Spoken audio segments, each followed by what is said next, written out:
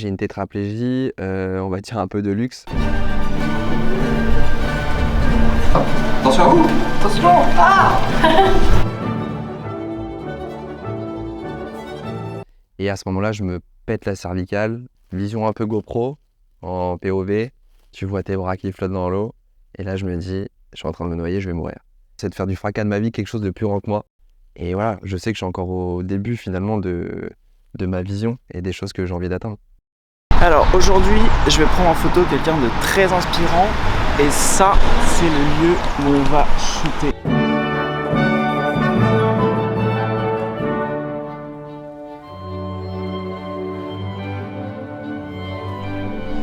Salut mec. Ça va gros? Ça va ou quoi? Ça va? Trop bien. Tu veux boire un truc? Ouais, de l'eau s'il te plaît. Hop. Bon, ça va bien ou quoi? Ouais, tranquille. Est-ce que tu peux te présenter? Ouais. Je te regarde toi ou je regarde la caméra? Tu peux regarder, qu'est-ce que tu te sens plus à l'aise avec? Avec tout. Je suis tout le temps à l'aise. Un peu trop à l'aise. Je vais faire une sieste après. Donc. Vas-y, tu peux me regarder moi. Je te regarde toi? Ouais. Du coup c'est bon là? Le son et tout?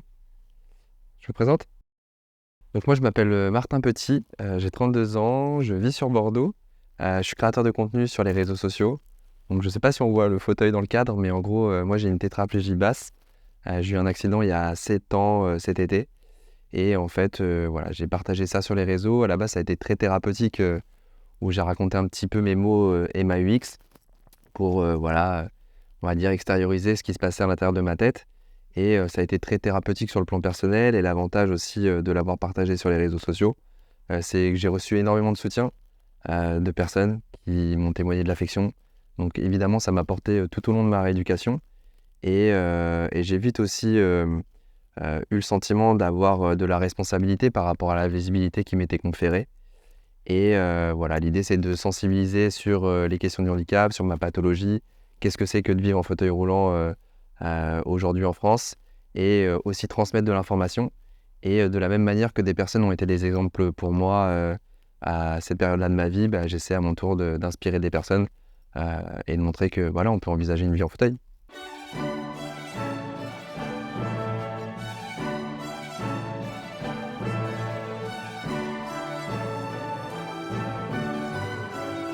Est-ce que tu peux te mettre là? Ouais, attends, tu peux juste me décaler ça. Bien sûr.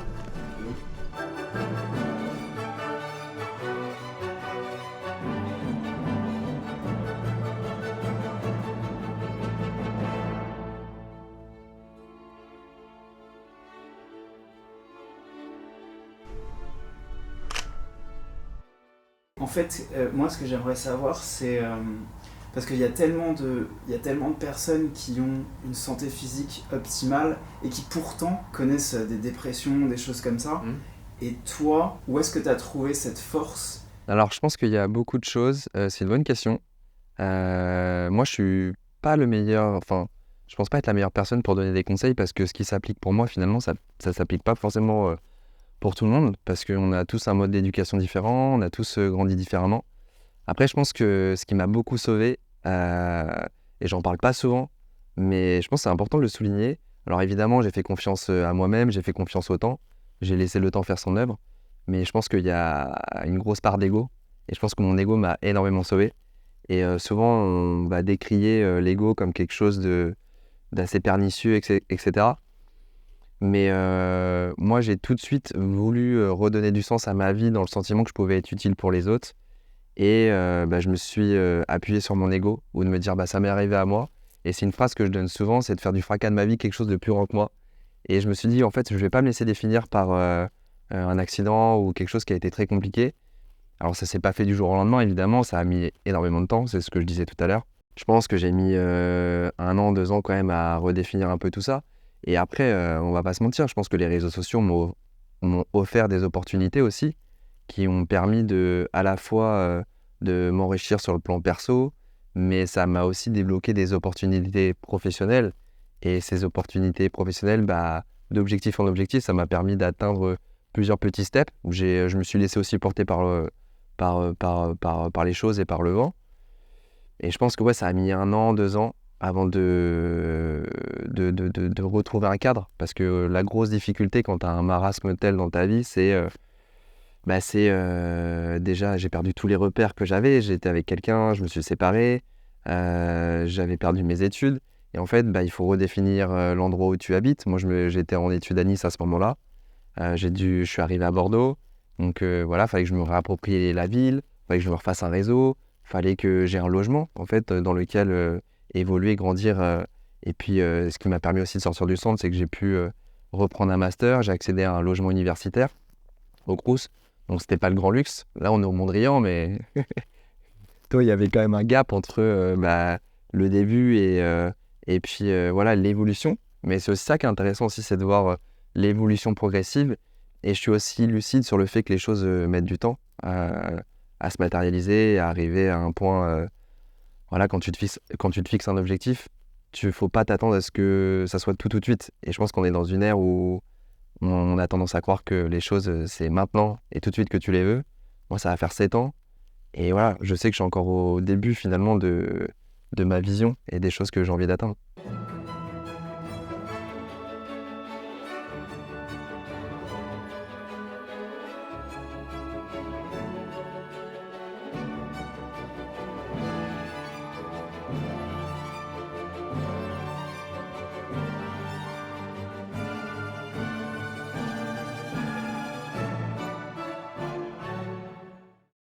Très cool. Je pense que j'ai envie de tenter quelque chose ici et ensuite dehors. Ok. Ça te va? Tu veux que je me caille les miches, toi? Faut rien. Tiens. T'as besoin d'aide? Juste le fauteuil. Vous voulez porter? Ouais, si tu veux, je te porte. Je rigole. T'es sûr? Non, je prends le fauteuil, J'ai vu pendant le shooting, tu demandes quasiment pas d'aide, tu te déplaces tout le temps, t'arrives à te débrouiller à faire tout seul. Et est-ce que t'aurais un message à donner à des gens qui vivent, que ce soit similaire ou pas, un accident comme ça? Alors, je pense que moi, je suis très reconnaissant et j'ai beaucoup de gratitude sur le fait que j'ai une autonomie parce que bon, là, c'est sûr, ça se voit pas trop à la caméra, mais j'ai une tétraplégie quand même qui est un handicap lourd. Mais j'ai une tétraplégie, on va dire un peu de luxe parce que, bon, effectivement, ma tétraplégie est caractérisée par une atteinte des 4 membres. Moi, j'ai une tétraplégie au niveau C6, C7, donc j'ai pas l'usage des doigts. Je suis paralysé des pectoraux jusqu'au doigt de pied. Et en gros, ce qui me reste, ça va être le biceps, le releveur du poignet qui me permet d'avoir la pince, les trapèzes un petit peu le haut du dos et les épaules. Donc, tu vois, il me reste pas grand-chose. Pour autant, j'ai quand même une grosse autonomie parce que j'arrive à exploiter mon corps, j'arrive à potentialiser aussi les petites récupérations que j'ai eues. Tu vois, j'ai ne serait-ce un tout petit mouvement dans le pouce et en fait, ça me permet d'avoir la pince. Et après, pareil, il y a aussi un gros bénéfice qui joue en ma faveur, c'est que j'ai une tétraplégie incomplète. Et la tétraplégie incomplète, en fait, il y a 2 cas de figure. Soit tu as une tétraplégie complète ou une paraplégie complète, soit une tétraplégie ou paraplégie incomplète. La notion, en fait, c'est que quand tu es complet, c'est que tu n'as pas de retour sensitif et de contrôle moteur. Et quand tu es incomplet, tu as déjà la sensation. Donc moi, c'est-à-dire que ma tétraplégie incomplète fait que j'ai tout le côté proprioceptif. Donc je sens en fait mon corps dans l'espace. Et pareil, j'ai des troubles associés. Parce que tu as des troubles associés quand tu as une lésion sur la moelle épinière. Et un des troubles associés, c'est la spasticité. Donc en fait, mes muscles vont se contracter de manière anarchique et tout seul. Et ces muscles-là, en fait, j'arrive à les exploiter de façon à, par exemple, me transférer. C'est-à-dire que je sens en fait mon corps qui se contracte ou mes jambes qui se contractent quand je fais un transfert. Et pareil, j'arrive à me mettre debout grâce à ça. Et rien que ça, en fait, j'arrive, tu vois, à exploiter en fait finalement des choses qui devraient jouer en ma défaveur et de les mettre à contribution pour que ça puisse améliorer mon quotidien et me donner une meilleure autonomie. Donc, ce qui s'applique pour moi, ce que j'ai dit tout à l'heure, c'est que ça ne s'applique pas forcément pour tout le monde. Après, voilà, je pense que moi, les choses qui m'ont aidé, c'est que je suis quelqu'un de... j'ai la volonté, je pense que j'ai mon mental. Je pense que le sport que j'ai pratiqué avant, le mental, c'est comme le physique, en fait, tu l'entraînes. Et voilà, j'essaie aussi de m'inspirer des gens que j'ai rencontrés sur mon parcours. Je fais confiance au temps. Je suis quelqu'un de très curieux, je vais poser beaucoup de questions à beaucoup de personnes. Et c'est aussi toute cette connaissance et tout cet enrichissement de toutes ces rencontres qui me permettent peut-être d'avoir une vision du monde dans lequel on vit. Voilà.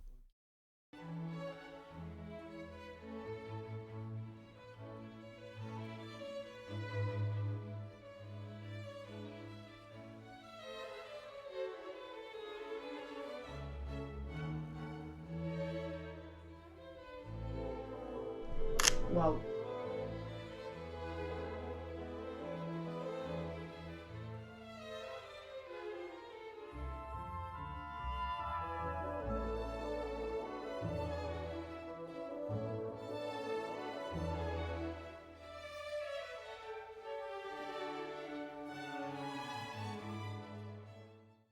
Regarde, c'est joli ça. Ah, j'adore. Eh, tu m'autorises à t'utiliser sur le Mondrian ou pas après? Hyper beau. Trop bien. Je vais manger comme ça au resto. Olé. Juste Kevin, regarde, il y a un problème avec la table. C'est pas grave. C'est pas grave, au pire avec les réglages. Il y avait un pic de lumière il y a 5 minutes, mais bon. Kevin, il va mettre ses presets. Ouais, bah oui. Ses presets magiques. Preset Lightroom. D'ailleurs, je suis chaud si tu veux les. Si tu veux les passer, mec. Ouais, y a moyen, ouais. Tu veux que je mette comment? Tu veux que je mette au dos là-bas ou à la Allonge-toi, ouais. Plus naturel possible.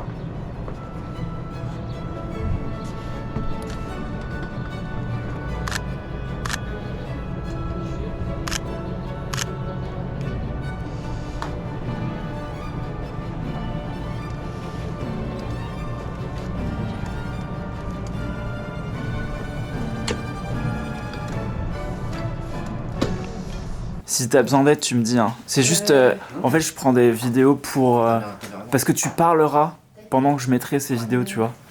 Et pendant que quand tu vas parler de la trotte et tout, c'est pour ça que je veux mettre le passage où tu te la mets et tout pour que les gens voient. Toi, ça c'est une réalité aussi, tu vois, genre de montrer comment tu t'habilles, le temps que tu mets. Quand tu vois le temps que tu mets pour les. Ne serait-ce que pour t'habiller, faut dealer aussi avec ça, tu vois. Ouais. Ça t'apprend la patience. Après, tu vois, là je le dis en sourire, mais des fois quand je suis tout seul, je pète un câble. C'est quand faut mettre les chaussettes, faut mettre ci, faut mettre ça, faut mettre les chaussures. En fait, je pense que les gens aujourd'hui, ce qu'ils aiment, c'est la spontanéité. Parce qu'il y a tellement de. Ouais, c'est good. Mais tu vois, c'est ce que je disais aussi, genre ce qui donne du. Je pense que la clé pour tout le monde, et je pense que c'est pour ça qu'il y a plein de gens qui sont pas bien, c'est quel est le sens que tu donnes à ta vie. Et quand les gens ne trouvent pas le sens qu'ils veulent lui donner, bah ils errent un peu dans leur vie, ils savent pas trop quoi faire. Et moi, tu vois, genre pourtant j'ai vécu un truc très compliqué et j'ai redonné du sens à ma vie dans le fait que, bah tu vois, genre sur mon lit de réanimation, j'en parle souvent, je dis, genre ma vie elle est inutile, je sers plus rien, tu vois. Et en gros, bah tu te rends compte que à travers mon histoire qui est très forte, c'est un point d'ancrage pour de la réflexion, pour quelque chose, comme je disais, qui est plus grand que moi. Et en fait, moi j'ai redonné beaucoup de sens à ma vie dans le sentiment que, bah ouais, je pouvais être utile finalement de ouf à la société. Et quand t'as ce truc-là, quand t'as le sens que tu veux donner à ta vie, bah en fait t'es invincible quoi. Tu veux aller où tu veux. Et là je montre comment je galère. Parce que ça c'est une réalité, tu vois, quand je suis tout seul, et qu'il faut que je m'habille tout seul, et bah c'est long. Donc c'est pour ça qu'il faut nous laisser les places handicapées, ou des fois nous laisser passer au... C'est que nous on peut pas mettre nos chaussures en 2-2, ou se doucher en 2-2, ou s'habiller en 2-2. Ça prend toujours du temps. Et je suis en train de niquer mes chaussures. C'est bien. Elles sont un peu serrées. Voilà. Et puis là, vu qu'il y a du monde, pour les bienfaits de la vidéo j'en ai mis une, mais pour la seconde, je vais demander à Mathilde qui va m'aider.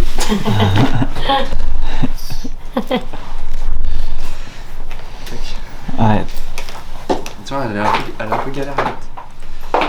Mais tu mets les états d'habitude, non? Ou Ouais. celle-ci, elle a Ouais, mais celles-là, elles étaient plus neuves. Et finalement, je les ai pas mis pendant le shooting. J'avais mis celle-ci. Donc, tu vois, c'est un peu galère. J'aurais dû prendre la chausse-pied, tu vois. Tu vas galérer. Écoute, on va y arriver. Est-ce que tu vas plus galérer que mon autre fille pendant mon entraînement ce matin? Je t'avoue que j'ai pas l'habitude de mettre les... C'est chiant. Hein. Ouais. Responsable marketing du Mondrian qui me met les chaussures. C'est ça. Investi. Tu peux y aller. Hein.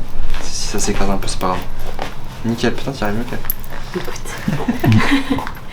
Marketing, on est couteau suisse. Hop. Avec ce qu'on a. C'est ça. Hop. tac. Si tu veux faire l'autre, tu fais juste un de simple. Ça, c'est la réalité aussi, tu vois, faut demander de l'aide. Ouais. Et après, faut dire merci. D'ailleurs, tu vois, j'en parlais hier avec un copain qui est tétra.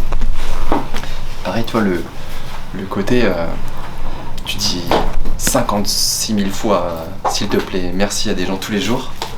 Et des fois, genre, t'as l'impression que c'est dur de dealer, tu vois, avec l'aide que tu demandes constamment.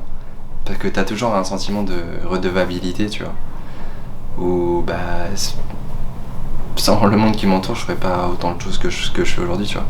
Et du coup, faut dealer aussi avec la reconnaissance que t'as pour les gens, et puis à la fois prendre de la distance, que faut aussi penser des fois un petit peu à toi. Du coup, c'est pas évident.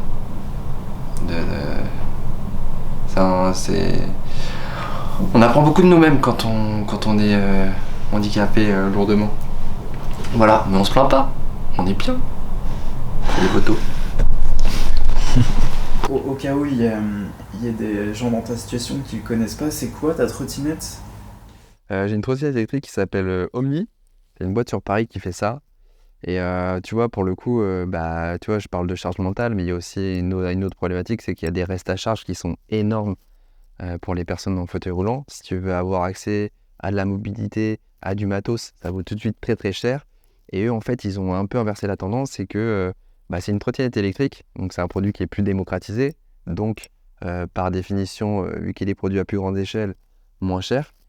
Et en fait, ils ont créé un système de fixation que tu fixes sur la trottinette et tu as un système de fixation qui est sur ton fauteuil roulant. Et en gros, tu as un petit U qui vient se fixer et se clipper à la trottinette électrique et ça te permet d'avoir de la mobilité. Et la mobilité, elle est essentielle pour accéder à des études, accéder à un travail, accéder à la vie sociale, à la vie affective. Et en fait, la mobilité pour une personne bah, déjà qui est isolée par rapport à ce qu'il vit, par rapport au drame qu'il peut vivre à un moment de sa vie, bah, le fait de rendre l'accès à la mobilité, c'est lui donner accès à un niveau d'études, à un niveau peut-être de salaire supérieur, et du coup de peut-être avoir la possibilité de compenser ce reste à charge qui va être plus important pour lui. Donc en fait, la mobilité, elle est essentielle. Et du coup, Omni répond un petit peu à ça parce que bah, leur produit, il est clairement 3-4 fois moins cher que ce qui se fait sur le marché. Ça existe, hein, les roues, les troisième roues électriques que tu mets dans ton fauteuil, mais ça vaut 6, 7, 8 000 euros. Et là, sur le produit plus cher Omni, tu es à 2 000 et le prix d'appel, il est à 999 euros. Donc déjà, tu vois, tu te rends compte qu'il y a des choses qui sont faites. Il faut encourager aussi ces startups-là qui font des choses. Parce que du coup, ils répondent à un usage produit, mais ils répondent à quelque chose de plus grand que soi. Parce que quand je passe avec la trottinette, les gens regardent. Donc du coup, la perception et le paradigme que les gens ont par rapport au regard qu'ils portent sur le handicap, il est des fois un peu biaisé. Et en fait, il change. En fait, tu te rends compte que handicapé, ça reste contraignant, ça reste compliqué, mais tu peux t'adresser à nous comme à quelqu'un de normal, en fait. Et voilà, ils répondent à un usage produit, mais ils participent à un truc qui est plus grand qu'eux, en fait. Hop là. Tac. Tac. Ça, c'est le petit U que je te disais tout à l'heure. Je viens caler là. Je tourne un peu les roues, sinon ça touche. Tac, tac. Voilà, c'est fixé. Après, bon, faut un peu maîtriser. C'est un peu le truc à faire. Alors, je suis pas en face. Est-ce que je vais réussir à passer la petite roue là? Ah, c'est bon. Tac. Là, c'est le moment où il faut pas que je me casse la gueule, c'est ça? Ou sinon, ça finit dans Vidéo Gag. Ça n'existe plus cette émission.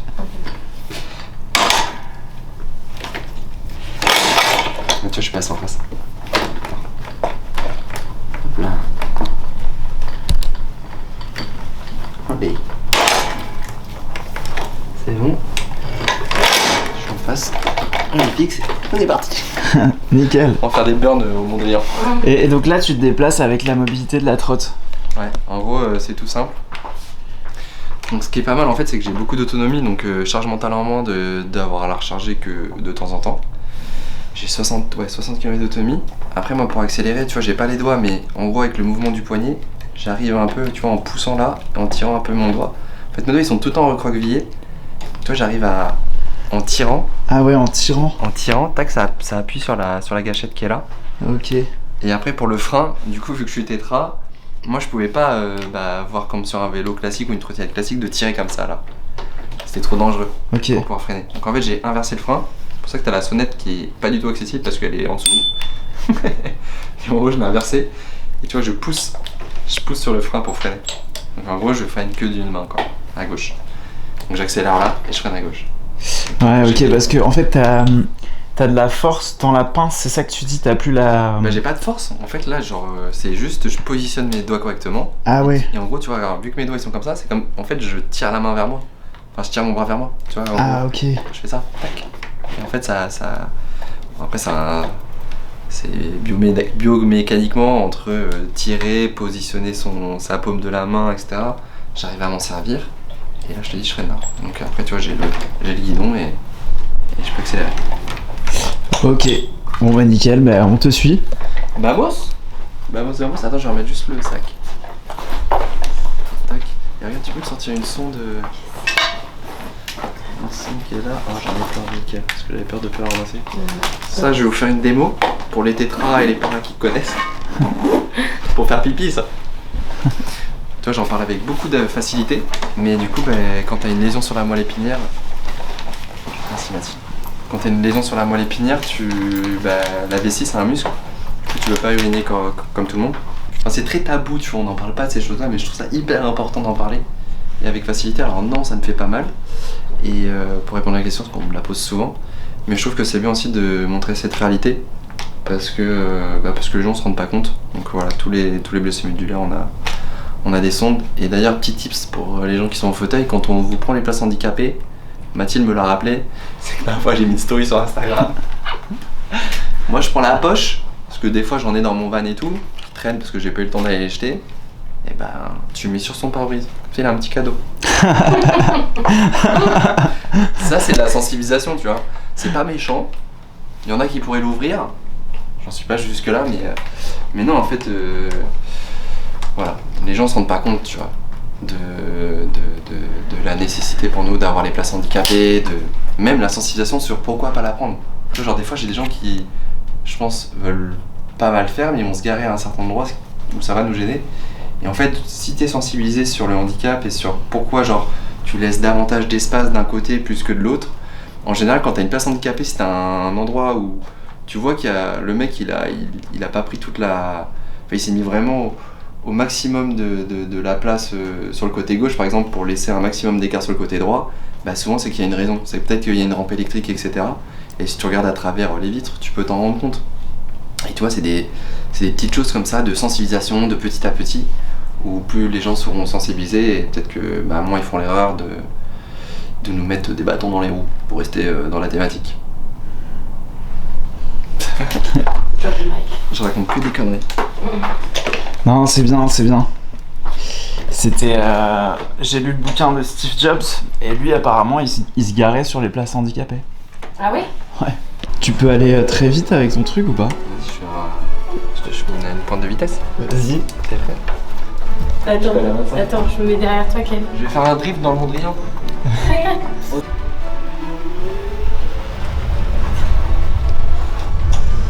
Ah ouais. Et vas-y, reviens vers moi. Là, je suis à combien? Attention à vous! Attention! Ah! Tu me fais peur. Stylé. T'es prêt? Vas-y. Je fais attention de ne pas abîmer les moquettes quand même, parce qu'après Philippe il va me...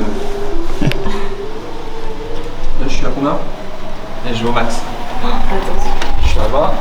25. Oh!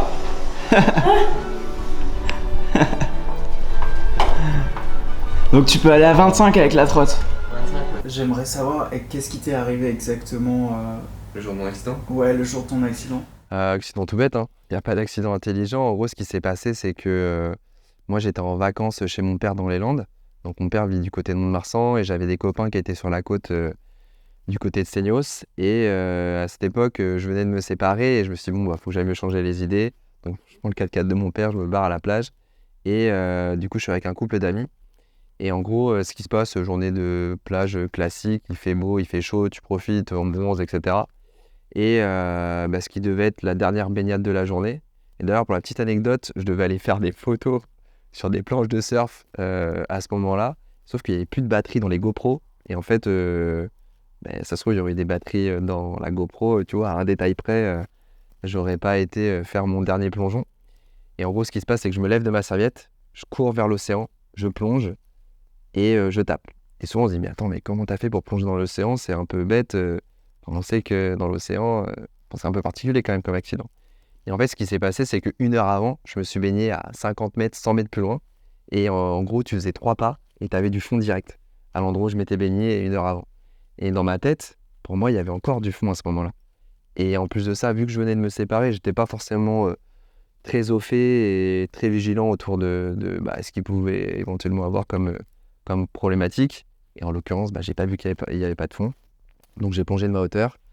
Tout simple, hein. Je cours, je plonge, je tape la tête. Donc a priori, j'ai pas mis très très bien les mains. Et à ce moment-là, je me pète la cervicale, la 5e. Et donc ça, évidemment, je l'apprends après. Et j'ai la moelle épinière, donc ce que je te disais, qui est touchée au niveau C6, C7. Donc ça aussi, je l'apprends après. Donc là, à ce moment-là, vision un peu GoPro, en POV. Tu vois tes bras qui flottent dans l'eau. Et là, je me dis, je suis en train de me noyer, je vais mourir. Et instinct de survie, tu vois, j'ai dû rester peut-être 60 secondes, 1 minute 30, pensant que j'allais mourir. Et en gros, à ce moment-là, instinct de survie, je me dis, au secours, c'est en 2 mots, help, c'est en 1 mot. J'ai réussi, je crois, alors après, c'est un peu de mémoire aussi, tu vois, le temps est passé. Mais à force de raconter l'histoire, en tout cas, je me suis mis cette histoire en tête. Je sors la tête hors de l'eau et je vais crier help de toutes mes forces, parce que c'est en un seul mot, et j'espère qu'on va m'entendre, tu vois. Donc j'ai dû sortir la tête 3 fois hors de l'eau, je fais help, help, help. Et en fait, mon pote, il m'a jamais entendu. Et en fait, il a capté qu'il y avait un truc qui se passait. Et c'est un pote à moi, du coup, qui m'a sorti de l'eau. Donc là, il me sort de l'eau et là, je lui dis que j'arrive plus à bouger, etc. Donc à ce moment-là, tu comprends pas trop ce qui se passe. Et déjà, il m'a sauvé la vie. Donc je lui dois quand même beaucoup. Et j'ai un médecin, en fait, qui était en vacances sur la plage à ce moment-là, qui était en train de se balader. Et en fait, ce monsieur arrive, il fait un peu le diagnostic. Et là, il m'explique que ça peut être un choc médulaire. Donc un choc médulaire, en fait, mon corps s'est mis un petit peu en stand-by parce qu'il a pris un gros coup. Et j'ai jamais su s'il avait dit ça pour me rassurer ou si lui, il avait déjà conscience que le truc était très grave. Donc là, après, tu as les MNS qui arrivent, j'ai l'hélicoptère qui atterrit sur la plage et je suis héliporté à l'hôpital de Bayonne où j'ai été opéré pendant 7 heures. Donc moi, je me souviens de tout sur la plage jusqu'à la rentrée dans l'hélicoptère. Et ensuite, une fois que j'atterris à l'hôpital, j'ai un petit peu que des vagues souvenirs, j'ai des flashbacks. Mais je pense que voilà, on m'a expliqué aussi que c'était un peu les heures qui précèdent l'opération, tu oublies certaines choses. Et moi, les seules choses enfin les flashs que j'ai, c'est des trucs qui marquent. C'est par exemple dans l'IRM, c'est un truc qui fait pam. Et en fait, tu vois, j'ai un peu des flashs à ce moment-là. Mais sinon, les heures qui précèdent, je m'en souviens pas trop.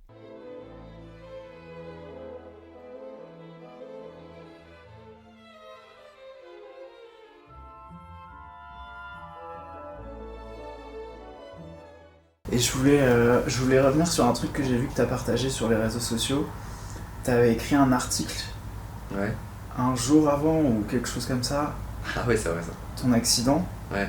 Et j'ai lu l'article et du coup, toi, t'as dit que potentiellement t'avais senti venir quelque chose, un changement ou quelque Alors c'est chose pas que comme j'avais ça. senti venir quelque chose. En fait, ce qui est assez rigolo, c'est que ce texte-là, je me l'étais écrit à moi-même. Donc d'ailleurs, c'était un blog que j'avais ouvert à l'époque.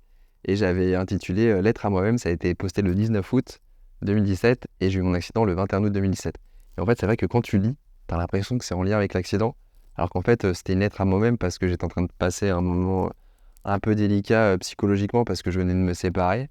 Et j'avais besoin de me galvaniser de bonnes énergies et de me dire, bah voilà, en fait, je vais encore une fois pas me laisser définir par ce qui m'arrive.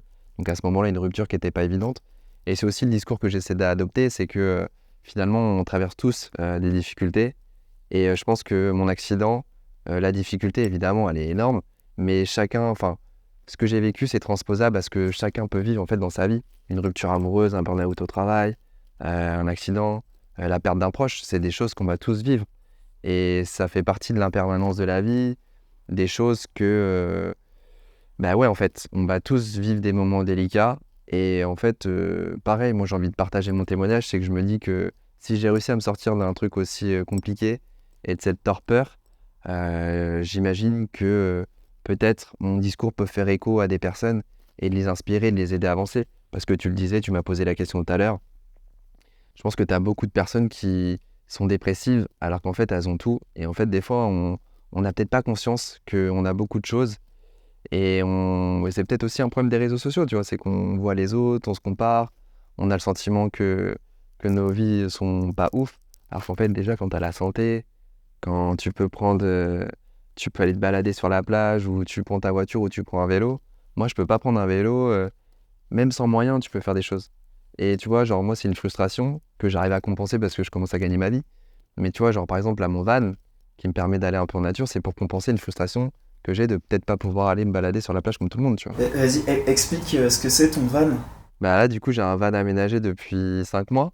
Donc, moi, c'est un game changer, comme on dit. Genre, j'ai la rampe électrique, du coup, je peux rentrer avec le fauteuil, je monte dedans, je me transfère. Puis voilà, je peux direct, ne serait-ce que dans l'usage, c'est incroyable de pouvoir voilà, avoir cette mobilité et de pouvoir conduire à la plage, par exemple. Mais tu vois, j'arrive à la plage, je peux pas aller dessus. Par contre, tu vois, je peux y aller quand même beaucoup plus facilement. Je peux pas, comme tout le monde, prendre un vélo, même si ça me prend 4 heures pour aller à la plage et puis revenir. Bah, je peux pas le faire, tu vois. Donc du coup, le véhicule me permet ça. Et puis bon, j'ai la chance aussi qu'il est aménagé. Donc j'ai un lit, j'ai une gazinière, un lavabo, j'ai même la télé. Si je veux me mater Netflix en pleine nature, je peux le faire. Mais du coup, voilà, ça me permet de renouer avec quelque chose qui m'a été amputé. Et puis pareil, dans le sentiment de revanche, tu vois, step by step, tu vois, j'ai attendu 6 ans et demi avant de pouvoir me l'offrir. Et c'est aussi, voilà, mon discours, je pense qu'il peut faire écho parce que je montre que t'as pas les choses tout de suite. Et tout ça, bah, ça prend du temps. Juliette, est-ce que tu peux te mettre... non, en fait, il va falloir que vous mettiez là. Ah. Parce que je vais prendre plein d'angles et là, on vous voit partout.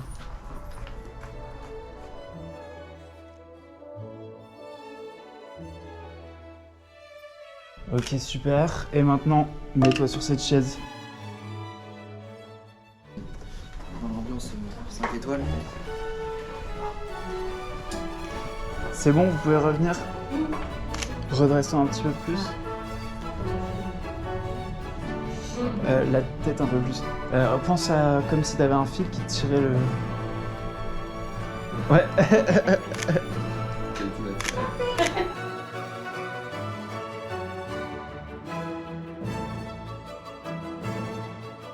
Une dernière question par rapport à un futur plus ou moins proche. Si je te dis Neuralink, Neuralink, ce que je trouve bien, c'est que il y ait des choses qui se passent à ce niveau-là. Après, moi, je laisse un peu faire les choses. Je regarde un petit peu ce qui se passe, évidemment. Et puis bon, du fait d'être sur les réseaux sociaux, dès qu'il y a un truc qui sort, les gens, ils me l'envoient. Donc forcément, je peux pas faire comme si je le voyais pas. Après, moi, je suis pas dans l'attente de remarcher pour être heureux. Je pense que le fait d'être en fauteuil ne définit pas le fait d'être heureux. Même si ça reste une contrainte, t'apprends à faire différemment. Après, demain, on me rend de la mobilité, je l'apprends tout de suite. Parce que ça reste quand même contraignant, ça reste une source de frustration pour plein de raisons. Et il faut toujours dealer avec ça, constamment. Donc, tu vois, il faut dealer entre le positif et puis toute la charge mentale que tu te prends dans les dents. Mais j'attends pas de remarcher pour être heureux. Et après, voilà, moi j'ai envie de aussi, ça c'est quand je te dis faire du fracas de ma vie quelque chose de plus grand que moi, c'est que, tu vois, j'en parle pas souvent. Mais si demain, pour moi, il y a 3 sources de pouvoir, c'est la connaissance, c'est l'influence, le relationnel et l'argent. Et si demain, tu arrives à nourrir ces 3 sources de pouvoir et que tu arrives à en faire quelque chose de plus grand que toi, demain, j'ai envie d'être Bruce Wayne de la tétraplégie. Je dis ça en plaisantant souvent, mais si demain, je suis immensément riche, c'est pas pour montrer que j'ai de l'argent ou pour exister par l'opulence ou par quelque chose qui n'a pas de sens pour moi. C'est d'avoir de l'argent, mais de le mettre à contribution de quelque chose de plus grand que moi. Donc, aider des centres de rééducation qui n'ont peut-être pas les moyens d'avoir du matos, aider des associations. Et tu vois, je dis ça, je gagne pas suffisamment de ma vie pour pouvoir le faire pour le moment. Mais j'ai cette vision. Et step by step. génial. Et est-ce que la ville de Bordeaux est une ville qui est facile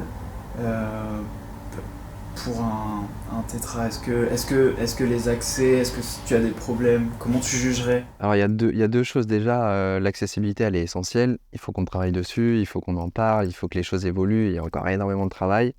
Par contre, je me suis jamais bridé sur le fait qu'un endroit n'était pas accessible. Je trouve toujours un moyen. Et si tu te brides, tu vas pas plus loin. Et en gros, moi, je vais avec ma petite trottinette électrique que tu as vue, je suis avec mon fauteuil. Et si c'est pas accessible, on porte, je trouve des gens pour le faire. Et ça aussi, ça demande tu vois, c'est une démarche de demander de l'aide. C'était pas forcément évident et ça l'est toujours pas nécessairement tout le temps. Mais je me laisse pas brider par les embûches que je peux rencontrer sur mon chemin. J'y vais. Après, évidemment, il faut que les choses soient rendues plus accessibles. Moi, je trouve que la ville de Bordeaux en tant que telle, elle est quand même pas mal. T'as le tramway, t'as les bus, t'as tout un réseau de transport en commun qui est pas mal. T'as des solutions de mobilité, la trottinette électrique, etc. Mais après, t'as encore des choses à améliorer. Et après, il faut aussi rester lucide sur le fait que des fois, il y a des monuments, des pavés, etc. Mais c'est le vieux Bordeaux, c'est aussi... faut dealer aussi avec ça. Et tu peux pas aussi en vouloir à la terre entière. Il faut un peu dealer avec tout ça. Par contre, je suis sûr qu'il y a des choses qui sont envisageables. Et c'est pour ça aussi d'essayer d'interpeller des ingénieurs, des gens qui travaillent dans la fonction publique, des individus qui vont regarder la vidéo et chacun dans son champ de compétences, dans son métier, dans sa responsabilité dans son métier, a peut-être le moyen de faire évoluer des choses. Et l'idée aussi, c'est d'aller interpeller avec mon discours toutes ces personnes-là. Parce que les petits ruisseaux forment les grandes rivières et que chacun, je pense, a des moyens de mettre des choses en place. Et déjà, ne serait-ce que de s'y intéresser en termes d'individus, de manière personnelle, qu'est-ce que c'est que de vivre en fauteuil. Et d'inviter à suivre des gens comme moi, mais il n'y a pas que moi, il y en a plein des gens en fauteuil. Si ma tête, vous revient pas, il y a plein de gens qui peuvent parler d'une autre manière et qui vous correspondent peut-être davantage. Allez suivre des gens comme ça. Et inspirez-vous un petit peu de ce qu'ils disent. Et essayez de réfléchir à qu'est-ce que vous pourriez mettre en place pour que les choses évoluent. Trop bien. Est-ce que t'as envie de rajouter quelque chose sur cette interview, le dernier mot? Bisous. Non, je rigole. Non, je pense que j'ai dit ce que j'avais à dire.